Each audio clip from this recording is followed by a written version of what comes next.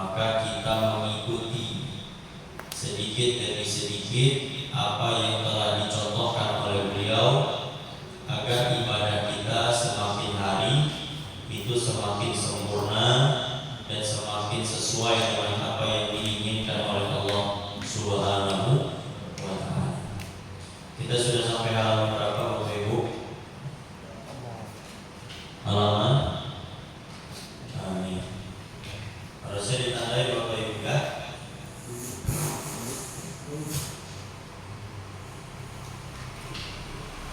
Halaman berapa?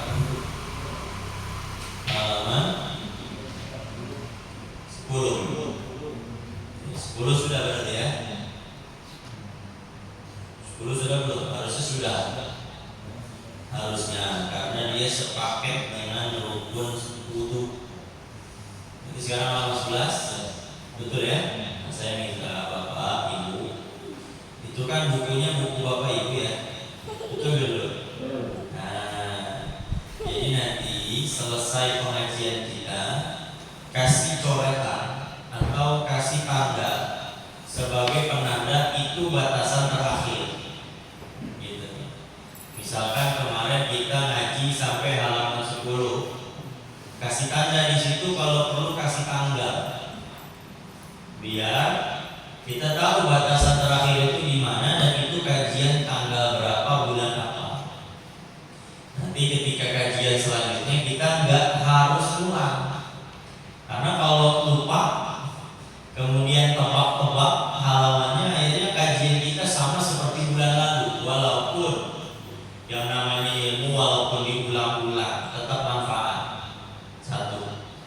Yang kedua, kalaupun diulang-ulang itu yang ada malah menambah pemahaman dalam ilmu tersebut. Itu kaidah.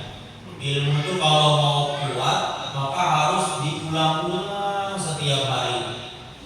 Baik diulang itu dengan cara dibaca ataupun diulang itu dengan cara diajarkan kepada orang lain. Maka ilmu para ulama itu kenapa ngelotok? Kalau bahasa kita, kok mereka bisa hafal ya, kok mereka bisa paham ya, karena ilmu mereka diulang-ulang. Mereka sampaikan lagi, ajarkan lagi kepada murid-murid mereka, sehingga ilmu itu betul-betul mantap ada di dalam diri mereka semua. Itu yang kita harapkan juga nantinya ada pada diri kita masing-masing. Amin ya rabbal alamin. Silakan Bapak Ibu dibuka halaman 11. Yang belum punya buku, boleh bukunya dipakai berdua dengan yang ada di sampingnya. Nah, nanti kalau memang ingin memiliki buku ini, itu nanti bisa berhubungan dengan pengurus masjid. Silakan dibuka halaman 11. Kita masuk ke pembahasan pembatal wudu. Nah, nanti setelah ini kita akan masuk kepada sunnah. Kalau sunnah berarti itu nggak wajib. Itu adalah cara menyempurnakan ibadah. Ibadah itu akan sempurna kalau diiringi dengan sunnah. Dan ini yang harus kita punya nanti. Adapun yang wajib, ini adalah pembahasan terakhir di dalam wudu. Kita wajib tahu syarat sah wudu, kita udah belajar. Ada berapa?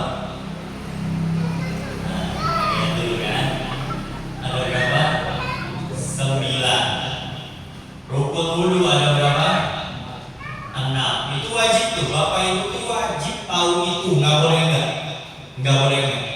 Jadi kalau bisa dihafal, kalau bisa dihafal. Ya, sehari itu ngafal 1, ngafal 2. Misalkan saya kasih tahu nih, Bapak Ibu ini kan super duper sibuk ini kan. Iya nggak dulu? Sibuk apa sok sibuk? Antara dua sebenarnya mirip-mirip. Maka karena Bapak ini adalah orang yang super duper sibuk, maka saya kasih tahu nih caranya bagi orang-orang sibuk gitu ya. Caranya Bapak Ibu tiap hari itu buka ini, ambil waktu sebentar aja, gak usah banyak-banyak, sebentar aja. Palingan cuma 2 menit, 3 menit, paling lama 5 menit. Ini saya kasih tahu caranya. Biar Bapak Ibu tuh nggak capek-capek ngafal. Caranya adalah Tiap hari itu Bapak Ibu baca aja syarat sawudu: 1 tamis, maaf 1 Islam, 2 tamis, 3 bersih dari haid nifas, 4, 5, 6, 7 terus begitu. Bisa paham ya caranya? Nah, baca ini setiap hari sekali atau 2 kali atau 3 kali, diulang. 9 udah, ulang lagi dari 1. Baca. Kalau kita ulang 3 kali sampai 5 kali, kira-kira sampai 5 menit? Enggak nyampe, orang cuma baca doang. Emang hafal Ustaz? Kalau besok baca lagi, besoknya baca lagi, pasti hafal. Ya, sekarang saya minta begini Bapak Ibu, kita ini kan kajian sebulan sekali ya. Bapak Ibu kalau misalkan ikut aja apa yang saya sampaikan, cara belajarnya. Mulai besok, buat jadwal khusus waktu, ambil 5 menit untuk ngulang atau baca doang, gak usah dihafal, baca doang materi yang sudah kita pelajari. Syarat, rukun, dan tambah malam ini adalah pembatal wudu. Dibaca aja. Apa namanya? Dibaca aja. Sehari itu dibaca masing-masing diulang 5 kali. Syarat sawudu baca 5 kali. 1 Islam, 2 tamis, 3 bebas dari haid sampai 9. Ulang sampai 5 kali. Udah? Ganti. Rukun wudu ada 6. Pertama niat, basuh muka, basuh tangan, usap kepala sampai akhir. Kemudian pembatal wudu ada 4. 1, 2, 3, 4. Semuanya masing-masing diulang sebanyak 5 kali. Dibaca doang. Besoknya baca lagi. Besoknya baca lagi. Kalau sebulan berarti Bapak Ibu udah baca berapa kali? 30 hari kan gitu. 30 hari yang seharinya diulang masing-masing 5. Berarti Bapak Ibu sudah baca sebanyak 150 kali syarat sah sholat, 150 kali rukun wudu, 150 kali pembatal wudu. Masa iya nggak ada yang nyantol? Ulangi lagi. Masa iya nggak ada ya? Nah, gitu ya cara belajar gitu ya. Ustaz, saya nggak punya bukunya, foto punya teman bapakku. Wih, foto-foto ya. Jadi nggak ada alasan. Jadi saya tuh pengennya gini ya, ngaji tuh gitu, ada kesannya. Gitu. Jadi bukan hanya ngaji aja, tapi ditanya nanti nggak bisa jawab. Saya pengennya Bapak Ibu ini pulang, kalau ada yang nanya dengan apa yang sudah kita pelajari, kita bisa jawab. Tapi yang kalau kita belum pelajari nggak bisa jawab, ya wajar, belum belajar. Ya gitu ya. Maksudnya nanti kalau anak ibu, anak bapak nanya, pembatal wudu ada berapa sih Pak? Nah, harusnya bisa jawab harusnya. Ibu juga ditanya sama anaknya, rukun wudu ada berapa sih? Ibu bisa jawab nantinya. Jangan sampai nanti anak nanya gitu, ibu malah bilang, tanya aja lu sama guru TPK kamu. Lah, gimana ini nanti anak mau dekat sama orang tua? Orang tuanya ada, ditanya malah melempar ke orang lain. Mana sosok orang tua yang seharusnya menjadi madrasah pertama bagi anak? Setidaknya yang dasar-dasar gini, anak kita tuh taunya dari kita dulu. Saya ulangi lagi, yang dasar-dasar kayak gini minimal anak kita tuh taunya dari kita. Itu tanamkan itu. Bapak ibu punya anak, sebelum mereka nanti itu belajar lebih jauh tentang agama, maka minimal wudu, sholat, ilmunya itu taunya dari kita.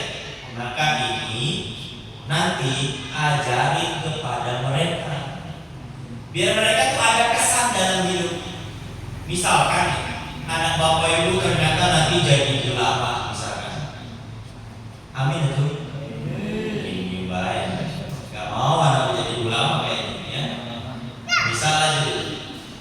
Di antara anak bapak ibu ini ternyata nanti ada yang Allah pilih jadi ulama. Ternyata kesan itu ada di dalam hati mereka. Nanti mereka tuh akan sampaikan jasa bapak ibu ke orang-orang. Selain jasa membesarkan, jasa memondokkan, tapi ada jasa lain, mengajarkan ilmu dasar. Jadi mereka tuh nggak hanya ingat kepada guru-guru mereka yang mengajarkan ilmu, tapi mereka ingat kepada orang tua mereka yang mengajarkan ilmu-ilmu dasar sebelum saya belajar ilmu-ilmu yang lebih tinggi. Itu yang kita harapkan nantinya. Siap insya Allah?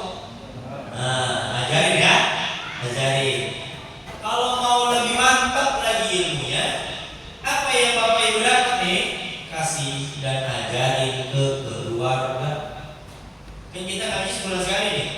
Bapak Ibu tuh buat kajian ini di rumah sama anak ibu, anak bapak, sama pasangan seminggu sekali. Itu mah jamin itu mah pasti mantap itu. Siap insya Allah. Nah, ibu juga ya Bu ya, ajarin ke anak-anak ibu. Kalau ibu nih suaminya ngaji sekarang, maka ibu bapak muzakarah bareng. Suami istri belajar agama bersama-sama. Padahal udah puluhan tahun gak pernah. Coba ya, coba sama-sama duduk, buka kitab bareng-bareng. Sadu itu ya. Itu yang disebut keluarga sakinah mawaddah warahmah. Coba ya. Maka yang bapak yang istrinya ngaji, ibu yang suaminya ngaji, coba jadwalin ngulang bareng pelajaran ini. Siap? Insya Allah. Jangan soal-soal doang Pak ya. Soal doang enakin kalau pasti kita mengenakinya. Niat betul untuk muzakarah bersama pasangan, ngulang-ngulang ini ya. Silakan buka halaman 11. Kita masuk kepada pembatal wudu.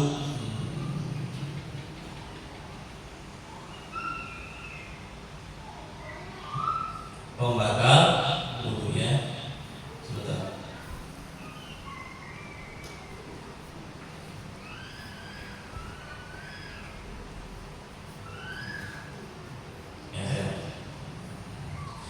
Pembatal wudu yang pertama adalah keluar sesuatu dari kubul atau dubur secara yakin. Saya ulangi lagi, secara yakin. Kecuali mani. Ulangi lagi, kecuali mani yang keluar tanpa melakukan hal membatalkan lainnya.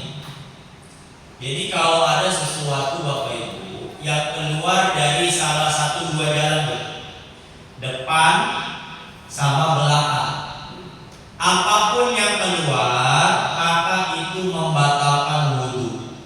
Kira-kira jelas ya? Itu dulu ya. Apapun, mau yang keluarnya yang biasa ataupun yang keluarnya yang gak biasa. Yang biasa itu apa? Kencing, BAB, gitu ya. Itu namanya biasa. Yang gak biasa itu apa? Batuk. Ada gak? Ada ya. Yang gak biasa itu apa? Laki-laki keluar darah, itu namanya gak biasa. Maka ketika itu keluarnya dari salah satu dua jalan, depan atau belakang, maka ini dapat membatalkan wudu. Kecuali mani. Nah, ulangi lagi, kecuali mani. Jadi kalau ada orang keluar mani tanpa melakukan pembatal wudu lainnya, nomor 2, nomor 3, nomor 4, nanti kita akan bahas. Maka keluar mani itu tidak mewajibkan dia wudu atau tidak membatalkan wudu, tapi mewajibkan dia mandi. Saya kasih contoh. Ada orang tidur nih, atau ada lagi bengong melamun jorok, punya wudu, tapi karena terlalu parah ngelamunnya, akhirnya sampai keluar mani, ngelamun. Sekarang jawab, wudunya batal apa enggak? Enggak. Karena kalau keluar maninya tanpa melakukan pembatal wudu yang lain, nanti saya akan tekankan. Jadi yang pertama adalah keluarnya sesuatu dari salah satu dua jalan, depan atau belakang, kecuali mani yang keluar tanpa melakukan pembatal wudu yang lain. Itu yang pertama. Kira-kira bisa dipahami? Ustaz, saya pernah BAB, keluarnya biji salak. Keluarnya apa? Atau biji lengkeng, atau biji jeruk. Tapi nggak ada kotoran, emang pure cuma biji doang, nggak ada embel-embel coklat embel itu nggak ada. Itu batal apa enggak? Batal. Kenapa batal?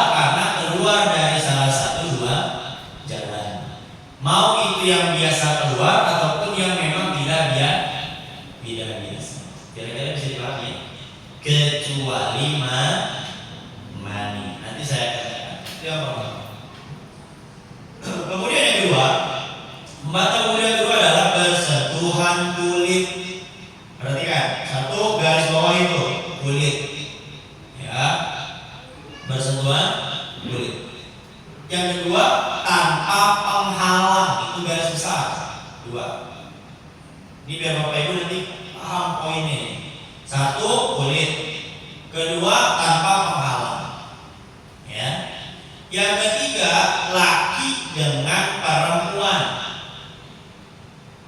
Laki dengan perempuan yang bukan mahram. Yang ketiga, laki dan dengan perempuan yang bukan mahram.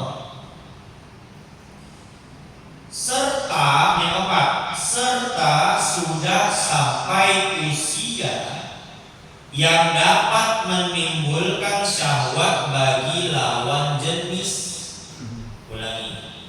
Serta sudah sampai usia yang dapat menimbulkan syahwat bagi lawan jenis. Saya jelasin satu-satu. Satu, poinnya apa tadi? Bersentuhan kulit. Berarti kalau bersentuhan itu bukan kulit, berarti tidak batal. Contoh nih, bapak ngelus-ngelus rambut istri, batal apa enggak? Enggak, karena bukan kulit dengan kulit, tapi kulit dengan rambut. Bapak nih megang gigi istri bapak, iseng. Kalau namanya juga orang iseng kan? Ibu pernah nggak digituin sama suaminya? Nggak pernah ya? Kurang romantis suaminya.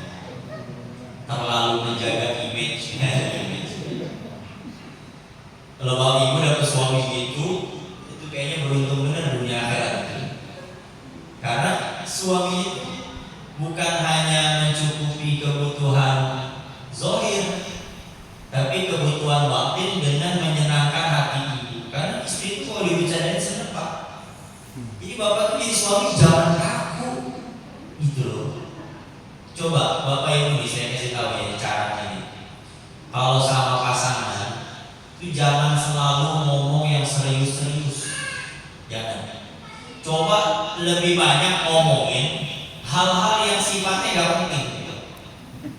Bapak ibu pernah gak duduk bareng terus ngobrolin tentang apa benar ya ada alien di planet? Coba pernah gak? Gak pernah kan? Ini adalah cara, ini bukan kata saya, ini kata ulama. Ya, kalau sesama kita ngobrolin yang gak penting itu jangan, karena sia-sia gak ada efeknya. Tapi kalau sama pasangan ngomong-ngomong perkara yang gak penting itu berefek. Berefek dalam apa? Menambah rasa cinta. Apalagi bapak ke istri. Istri itu jadi ngerasa bapaknya lebih humoris, lebih penyayang, lebih perhatian lewat bercanda. Jadi suami itu emang harus sering bercanda, tapi jangan terlebihan bercandanya.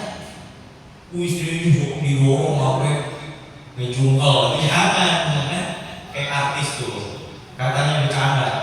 Istri didorong sampai ngejungkel, alhamdulillah jangan gitu. Jadi bercandanya itu dengan ucapan, dengan tingkah laku yang memang dapat menghibur istri. Ini jarang nih suami begini, jarang benar ini. Nah ini mulai sekarang coba dirubah, jangan terlalu menjaga image sama istri dan anak. Yang penting bapak tuh punya contoh yang baik. Itu aja sebenarnya. Menjaga image tapi nggak sholat. Buat apa? Jaga image tapi nggak ngaji, nggak punya ilmu. Buat apa? Yang penting bapak udah ngaji, bapak punya ilmu, bapak jaga ibadah. Masalah bapak bercanda segala macam itu hal yang biasa dalam rumah. Jadi yang pertama apa tadi? Bersentuhan kulit dengan. Berarti kalau kulit bersentuhannya tidak dengan kulit tidak membatalkan wudhu. Nih ibu nih punya kuku panjang, ya, kemudian bapak tempelin tangan bapak ke kuku ibu ini, batal apa? Enggak, karena bukan kulit dengan kulit. Yang kedua, tanpa penghalang. Berarti kalau misalkan ibu ya udah wudhu, kemudian kemudian diraba-raba sama suaminya. Tapi dalam kondisi ibu udah pakai mukena, diraba-raba macam-macam lah pokoknya. Batal apa enggak? Enggak. Karena pakai mukena, ada penghalangnya. Bapak berangkat kerja, ya. Kemudian ketika berangkat kerja, ibu punya kebiasaan cium tangan. Tapi di sisi lain bapak ini orang yang gak mau batal wudhu, atau punya kebiasaan kalau kerja itu selalu awali dengan wudhu. Maka caranya gimana biar gak batal? Tutupi tangan bapak tuh dengan sesuatu kayak gini. Paham belum? Sehingga ketika dicium ini tidak membatalkan wudhu. Kira-kira jelas ya dulu. Ya, itu yang kedua, ya, tanpa ketiga, laki dengan perempuan yang bukan mahram. Berarti kalau lakinya itu laki batal? Ya enggak, kecuali nanti yang bersentuh kemaluannya itu baru batal. Ya, jadi bapak nih bersentuhan, jabat tangan, megang kepala, megang pipi, megang tangan itu enggak batal. Gitu ya. Jadi harus lawan deh. Dan yang bukan mahram. Kalau mahram enggak batal. Bapak punya anak perempuan, itu mahram. Dia cium tangan enggak batal. Bapak punya cucu, ya, itu mahram, enggak batal.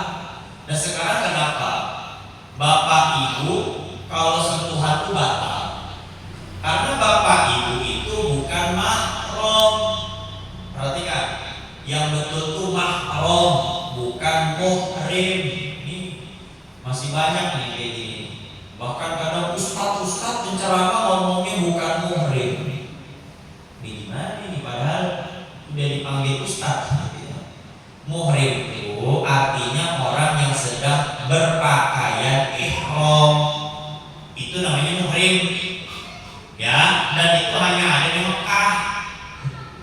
Kalau mahram, orang yang nggak boleh dikawini, itu namanya mahram. Ibu, bapak ngawinin anak sendiri boleh nggak?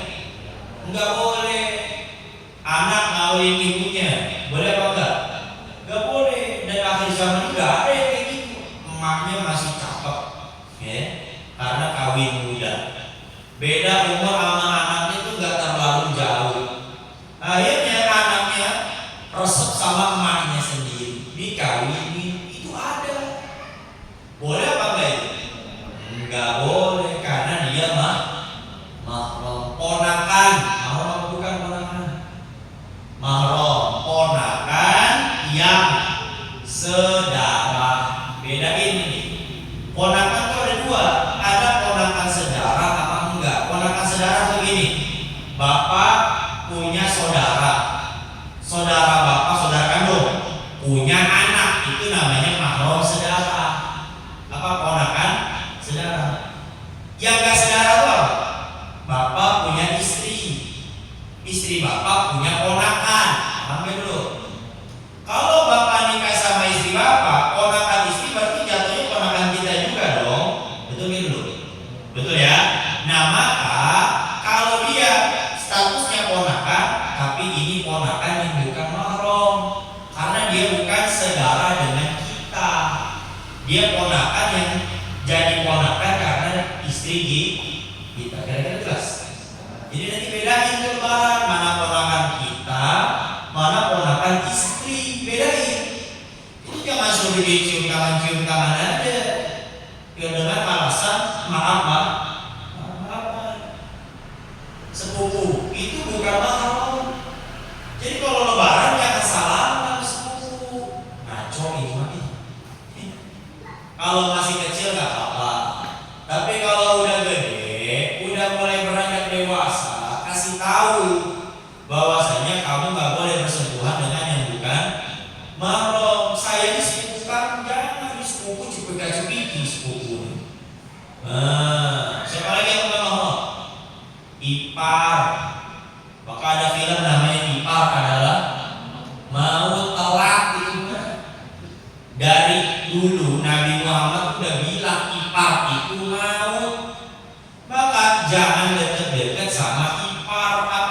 kalau iparnya lebih cakep. Bapak kawin sama bini bapak, ternyata adik bini bapak lebih glowing. Nah, ibu-ibu hati-hati nih kalau ada kondisinya kayak gini ya. Jangan biarin suami ibu itu dekat sama adik ibu, walaupun dia udah nikah sama orang lain, ataupun lebih-lebih lagi kalau belum nikah. Jangan. Jadi sama ipar, sama sepupu itu jangan terlalu akrab. Walaupun punya hubungan saudara, tapi statusnya dia bukan mahram. Boleh gak nikah sama ipar? Boleh kalau pasangannya sudah mati, namanya turun ranjang. Namanya apa? Bapak kawinnya sama istri bapak sekarang, istri bapak meninggal, istri bapak punya adik masih perawan, bapak kawinin boleh apa? Boleh. Jangankan meninggal ya, bapak misalkan cerai sama istri bapak, kemudian pindah haluan ke adiknya. Aneh tapi nyata. Boleh apa enggak? Ya boleh, orang udah cerai kok. Yang anehnya adiknya mau. Bodoh itu namanya. Enggak belajar dari pengalaman kakaknya. Tapi yang ada namanya cinta tuh emang bodoh. Orang tuh kalau udah dimabuk cinta, ada lagunya kan? Mabuk cinta. Itu seperti orang yang bodoh, sebodoh-bodohnya. Udah tahu ada pengalaman buruk, masih aja dikasih kesempatan. Udah tahu pernah selingkuh, masih aja dikasih kesempatan. Yang gak bisa dimaafkan dalam rumah tangga itu adalah perselingkuhan. Kalau berselingkuh gak ada jalan lain kecuali bisa. Ingat pesan saya, karena itu gak ada obatnya. Gak ada. Kalau dia ngelakuin kesalahan yang ringan, salah ngomong, salah bersikap, itu bisa diperbaiki. Tapi kalau ada perselingkuhan, gak ada cara lain kamu kayak bisa. Gak ada yang kasihan anak saya, gak usah. Karena nantinya yang ada malah menyiksa diri sendiri. Gak akan baik kan? Dan gak akan sakinah mawaddah warahmah, karena punya histori yang tidak baik, yaitu selingkuh. Nah, ini jangan. Kalau ada selingkuh udah pisah aja. Karena rumah tangganya gak akan menjadi rumah tangga yang sakinah mawaddah warahmah. Jadi yang kedua, yang ketiga berarti ya, laki dengan perempuan yang bukan mahram. Yang keempat, sudah sampai usia yang dapat menimbulkan syahwat. Jadi patokannya itu bukan udah balik atau belum balik, bukan itu.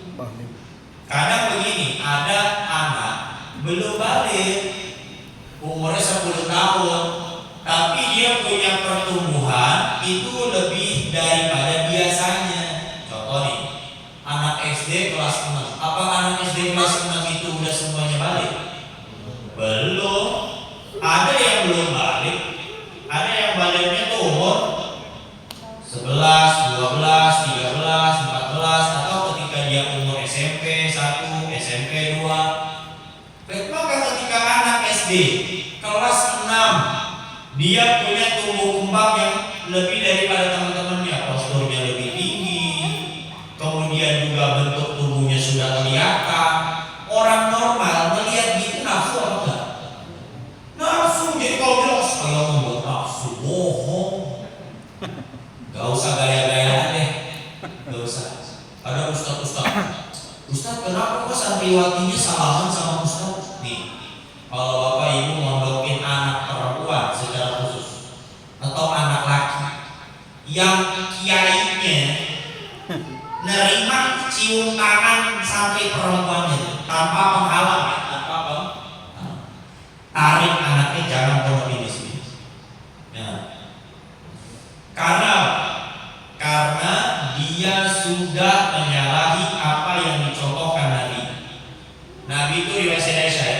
Kata Sayyidah Aisyah, Nabi Muhammad gak pernah bersentuhan tangan dengan lawan jenis seumur hidup sama sekali.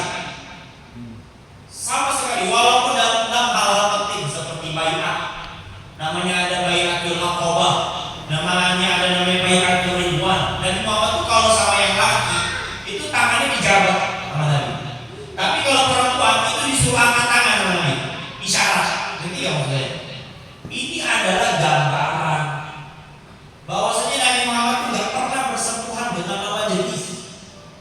jangan.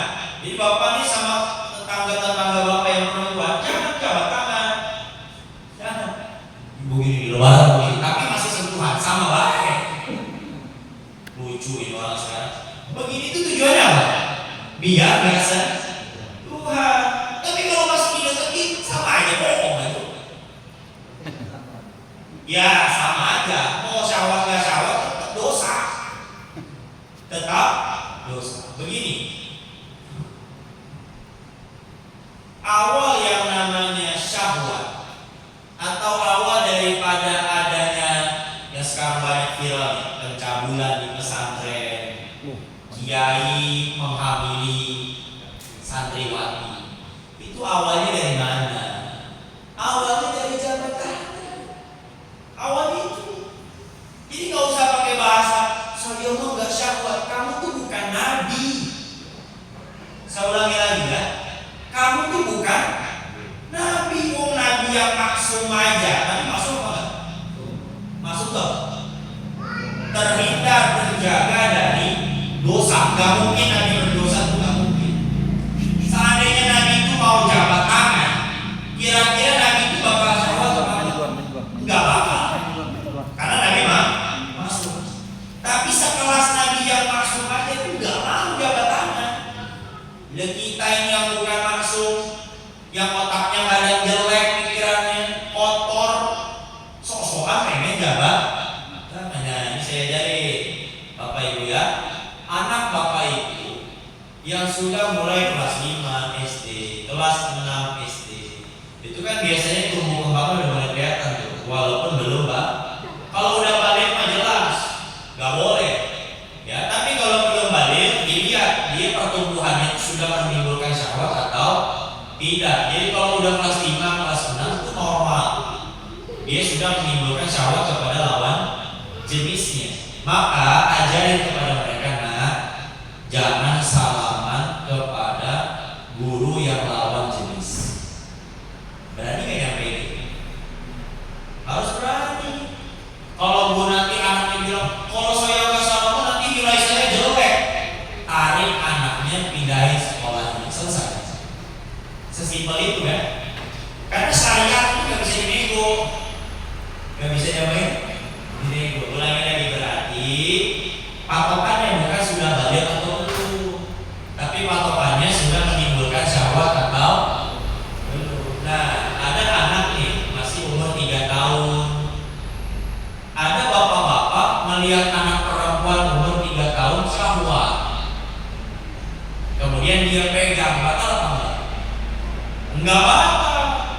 Kenapa enggak batal? Karena dia ini punya syahwat, tapi syahwatnya enggak normal. Kira-kira normal enggak? Enggak normal. Jadi patokannya itu adalah syahwat orang normal. Orang normal syahwat itu ketika melihat yang kayak gimana? Ya bapak tahu lah. Masa ya saya definisikan ini? Nah, begitu juga ibu. Syahwat itu ketika melihat laki-laki yang kayak gimana? Itu kan ada definisinya masing-masing kan? Maka ketika itu ada, nggak boleh disentuh. Kalau disentuh mendapat membatalkan wudhu. Nah, perhatikan. Nomor 1 itu kan tadi kecuali mani kan? Paham ya?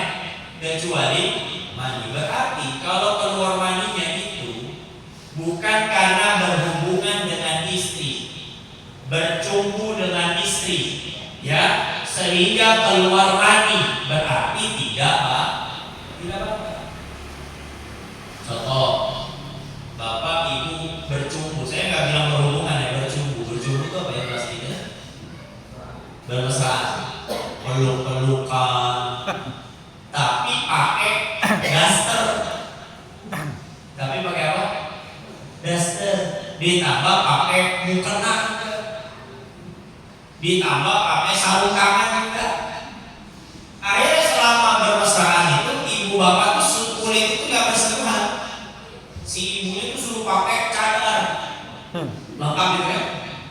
Bercumbu terus sampai keluar mani. Jawab, pembatal wudhunya itu, batal wudhu apa enggak? Enggak batal. Karena keluar mani itu tidak membatalkan wudhu, tapi dia mewajibkan mandi.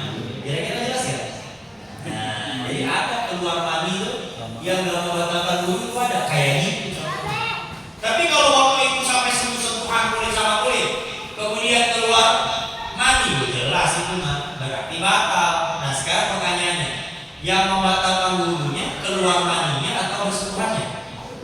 Bersentuhannya, itu maksud saya. Yang ketiga, hilang akal. Nah, orang gila, orang yang mabuk, orang yang kesurupan, itu namanya hilang akal. Ya. Maka kalau ada orang begini, maka dia dianggap membatalkan atau batal wudhunya, gitu ya. Nah, saya kasih contoh lagi. Selain orang gila tuh apa yang hilang? Tidur. Tidur itu hilang akal apa enggak? Nah, kalau bapak tidur, ibu tidur, kemudian bangun tidur, batal nggak wudhunya? Batal nggak wudhunya? Batal. Kecuali, nah di sini ya, kecuali tidur dalam keadaan duduk tanpa terangkat lubang dubur dari tempat duduknya. Kayak gimana? Kayak sekarang nih duduk bapak-bapak ibu-ibu. Sekarang duburnya ini keangkat apa tekan? Ya. Kalau bapak ibu tidurnya kayak gini di modelnya, kayak gini. Bangun masih kayak gini, nggak berubah, maka wudhunya tidak batal. Nah, inilah yang menjadi pertanyaan, Ustaz. Saya nih kalau lagi khutbah sering tidur. Sering apa? Tidur. Batal nggak wudhu saya? Dilihat. Kalau ternyata tidurnya itu menetap begini, pas komat juga masih begini, berarti dia tidak batal. Tapi kalau tidurnya sampai begini, maju-maju ke depan, sehingga dumburnya keangkat, batal. Walaupun keangkatnya cuma sebentar. Maka kalau itu terjadi sama bapak, khususnya karena bapak yang sholat Jumat, itu jangan sampai nggak wudhu lagi, Pak, karena itu dianggap membatalkan wudhu. Jadi tidur itu menghilangkan apa? Nah, berarti kalau misalkan nih bapak habis ini misalkan tidur, tapi tidurnya duduk, bangun-bangun azan subuh, azan apa? Bangun subuh tidurnya masih kayak begini, nggak berubah. Langsung sholat subuh boleh apa enggak? Boleh, karena tidurnya tidak sampai lubang duburnya terangkat. Jadi bisa dipahami. Nah, saya kasih contoh lagi.